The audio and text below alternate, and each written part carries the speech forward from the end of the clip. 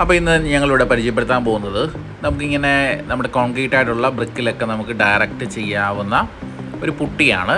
അപ്പോൾ ഇത് നമുക്ക് പ്ലാസ്റ്ററിങ്ങിന് പകരം ഉപയോഗിക്കുന്ന ഒരു പ്രൊഡക്റ്റാണേ. അപ്പോൾ ഇത് നമുക്കൊരു പൗഡർ ഫോമിൽ വരുന്ന മെറ്റീരിയലാണ്. അപ്പോൾ നമുക്കിത് ബർജറിൻ്റെ ബൈസൺ ലെവലിംഗ് പ്ലാസ്റ്റർ എന്നുള്ള പ്രൊഡക്റ്റാണ്.